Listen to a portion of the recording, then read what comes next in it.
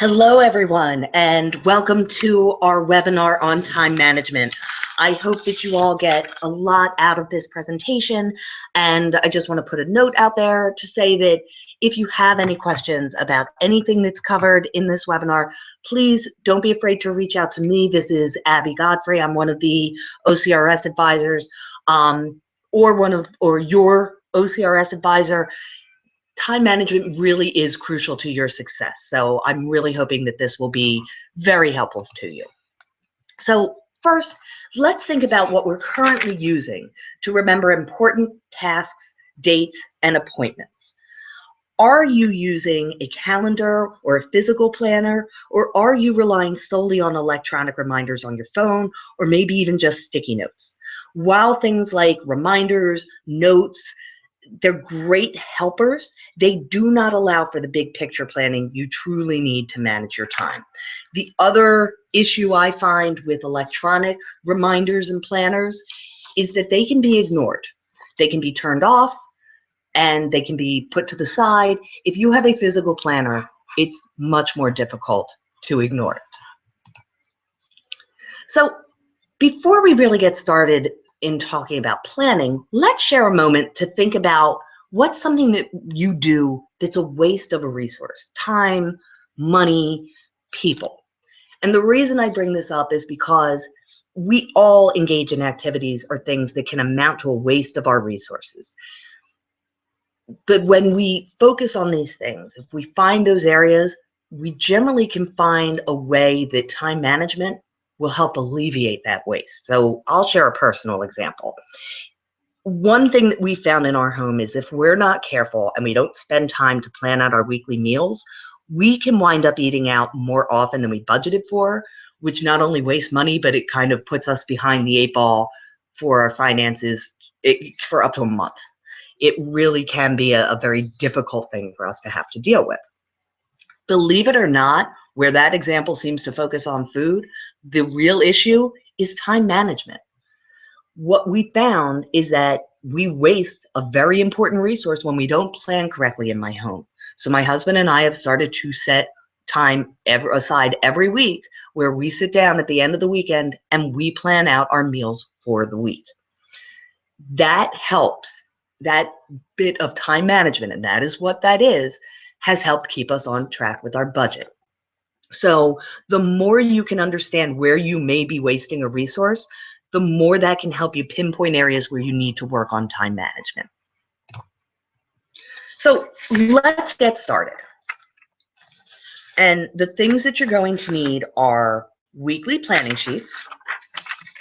You're going to need your paper planner and your syllabus from each class. Now, this plan is going to work because it's both goal and task oriented. It incorporates both long and short-term planning.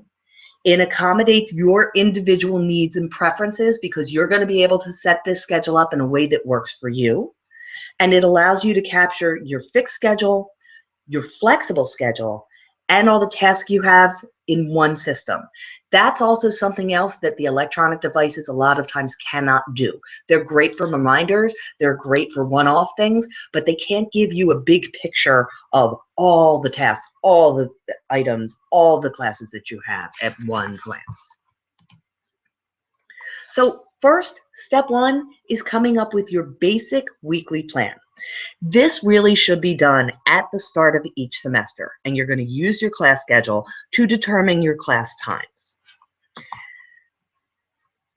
That's also going to include not just your class schedule and your work hours, it will also include meetings for clubs, personal obligations, church, team meetings, meetings with your OCRS advisor, anything else that has to be done at a specific time. Those are your fixed schedule items. Here's an example of what a blank weekly schedule is going to look like. So then if we move forward and we put into practice what we are doing, you're going to add your fixed items to that blank copy. And once you do that, here's an example of what it looks like when fixed items have been added to a schedule. So here we have some personal obligations, church, choir practice, tutoring. You can see works on there, meeting with the OCRS advisor, as well as the class schedule. Once you've added all those fixed items to your schedule, you want to save it to your computer, you want to make copies, and you want to have one copy per week, because each week you're going to have different flexible items to put on it. The next step is setting up your planner. Once you've gotten the fixed items situated in your planner, you're then ready to add in the additional information gathered from your syllabi and other class information you receive. So in the first week of class, and sometimes if you get your syllabi early, you can start doing some of this even before that, you also want to enter all upcoming assignments, projects, any important deadlines. Is there anything else you want to add? So for example, what if you know you're going to need a tutor? That's something that should be added in your schedule. You also want to include things like group projects, quizzes, tests, any important deadlines. Is there a paper that has a hard and fast deadline? Is there something else that is due at a certain point? That should all be in there. Also, I would encourage you, and those of you who work with me regularly are hearing this again, if you know you have a difficult subject coming up and you think there's a chance that you may need tutoring, be proactive, plan that in your schedule before the term even starts.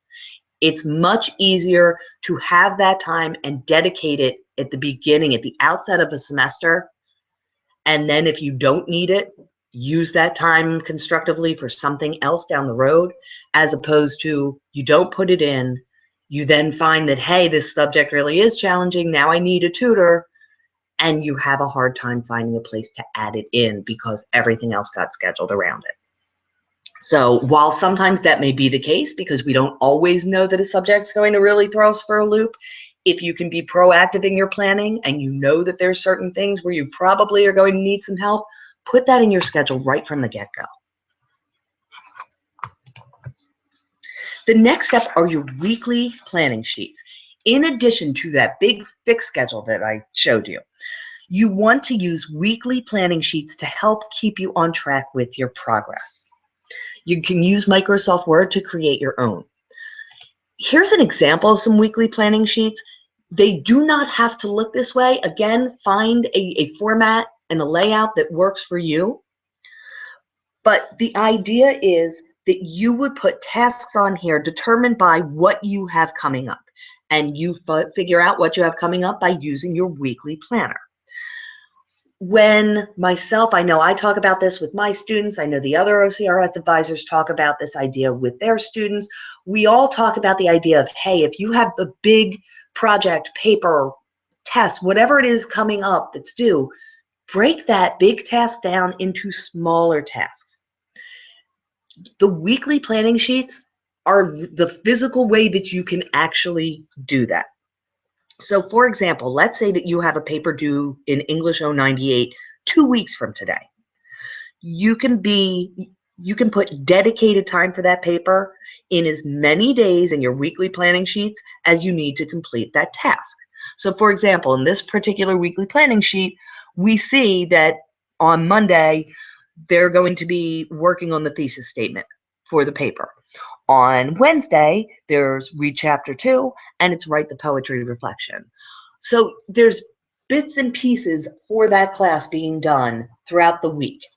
If you have a big paper coming up and you know that that it's going to take a lot of time to do it, instead of waiting for the last minute and then trying to bang it out in several hours, do little bits of time, schedule time every day, once a day, for the weeks leading up to it, for little bouts of productive time that you can work on it, and use your weekly planning sheet to physically dedicate that time out. So what do you think we need to do next? Any ideas?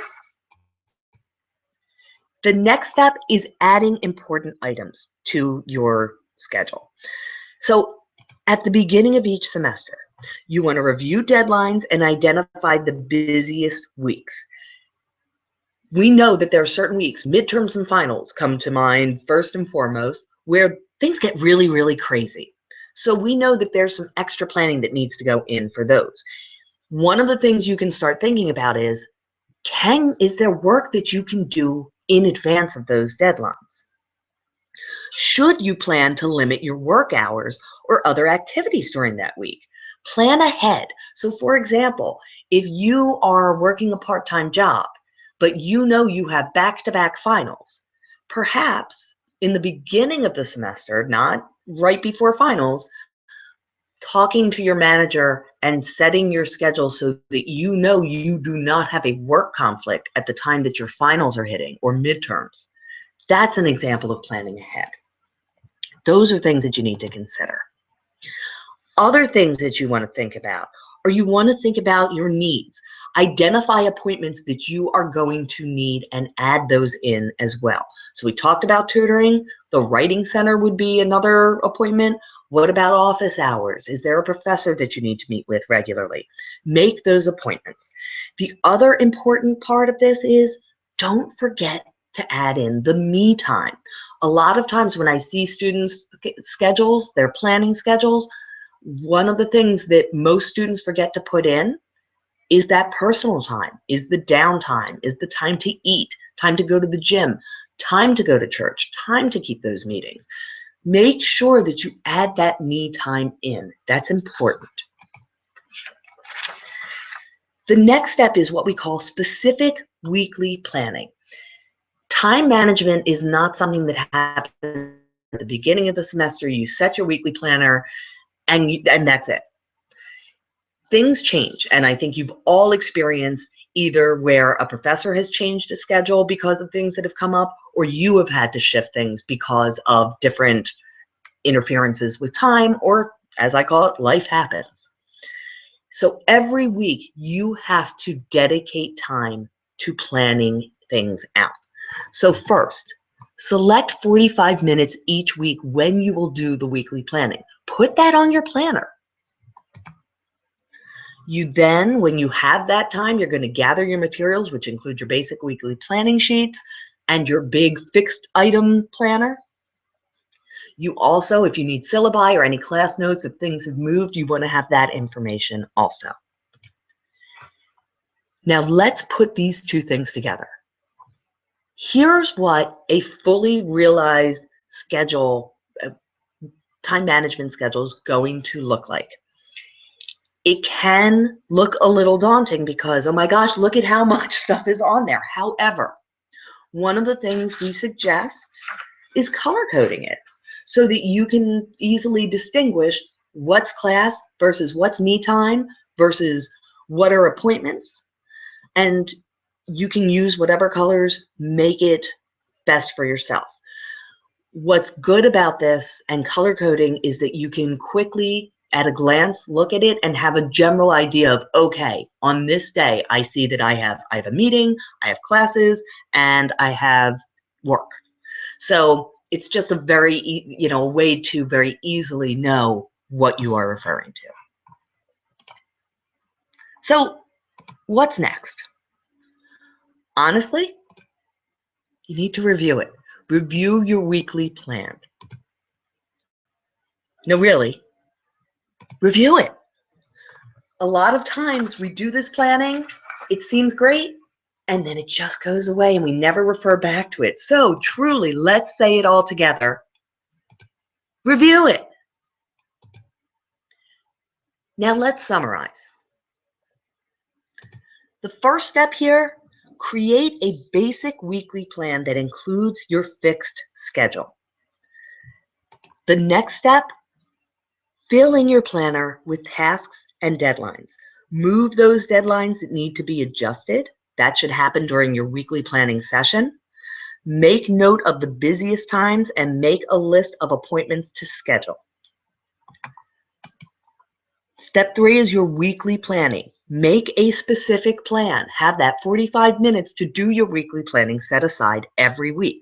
And you're going to add your flexible schedule items and your tasks to your fixed basic weekly plan. Again, remember your flexible schedule items and your tasks, That's going to change week to week. So that's why you need to have a weekly planning session. Last step, you need to do this repeatedly and daily, and that's use your planner, refer to your planner, update your planner. So for you to take away from this, first, find a weekly schedule form that works for you and list your fixed items. The next step, list those flexible items, all the other important dates, tasks, deadlines, all of that. Lastly, as I mentioned before, color code your schedule. Select colors for categories and code your schedule. Again, that will just help you be able to have a quick reference when you refer to it.